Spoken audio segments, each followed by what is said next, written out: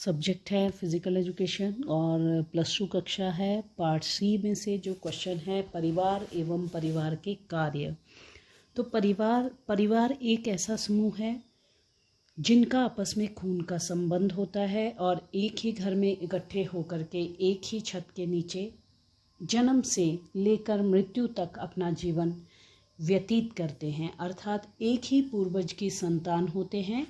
इसमें हमारे बच्चे, माता पिता, दादा दादी, भाई बहन इत्यादि लोग हो सकते हैं, जिसे हम परिवार कहते हैं। कार्य, जैविक कार्य। परिवार का पहला मुख्य कार्य अपनी पीढ़ी को जन्म देकर उसे आगे बढ़ाना तथा बच्चों की देखभाल करना होता है और इसका दायित्व हमारे माता पिता एवं घर के बड़े लोगों पर होता है, जिससे हमारी पीढ़ी आगे बढ़ती है, अर्थात परिवार आगे बढ़ता है। आर्थिक कार्य। परिवार का एक और महत्वपूर्ण कार्य अपने बच्चों की देखभाल करना भी होता है, जिसके लिए घर के बड़े लोग पैसा कमाने के लिए प्रतिदिन घर से बाहर जाते हैं तथा पैसा कमाकर अपने बच्चों की ज़रूरत को पूरा करते हैं, अर्थात ज़रूरत पड़ने पर एक दूसरे की मदद करते हैं। इसका दायित्व भी घर के बड़े लोगों पर ही होता है। अतः प्रत्येक परिवार का आज आर्थिक रूप से संपन्न होना भी अत्यंत आवश्यक है। शैक्षणिक कार्य।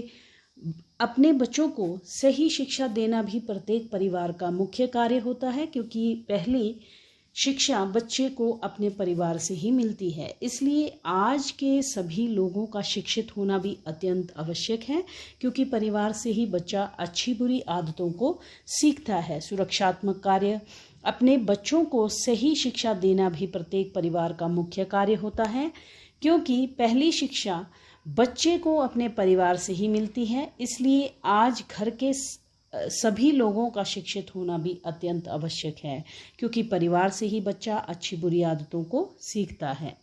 मनोरंजनात्मक कार्य।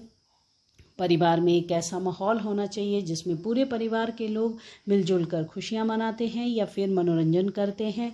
सभी मिलजुल कर छुट्टियां एवं घूमने फिरने जाते हैं, अर्थात इकट्ठे मिलजुल कर सुख दुख में भाग लेते हैं।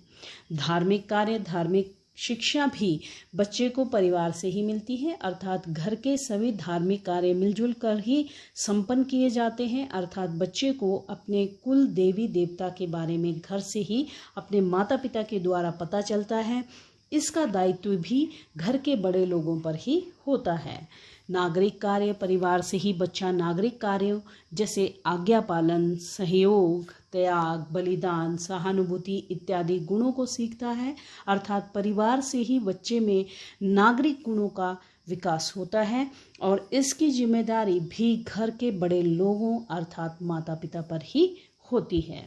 सामाजिक कार्य। परिवार से ही बच्चा सामाजिक गुणों को सीखता है, क्योंकि जन्म से ही बच्चा और सामाजिक होता है और परिवार से ही भाषा, बोलचाल, संयोग आदि गुणों को सीखता है और इसका दायित्व भी घर के बड़े लोगों अर्थात हमारे माता पिता पर ही होता है।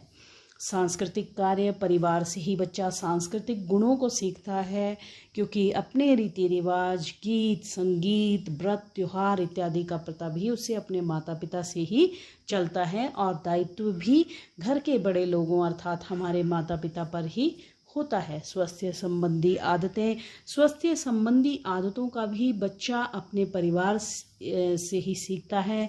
समय पर सोना, समय पर उठना, नियमित रूप से ब्रश करना, नियमित रूप से स्नान करना, साफ वस्तुओं का प्रयोग करना इत्यादि बातों को भी बच्चे अपने माता पिता से ही सीखते हैं। तो इस तरह से हमारा जो प्रश्न है वो समाप्त होता है। Thanks for watching. और रिटर्न क्वेश्चन जो है बच्चों, रिटर्न क्वेश्चन आपको डिस्क्रिप्शन में मिल जाएंगे।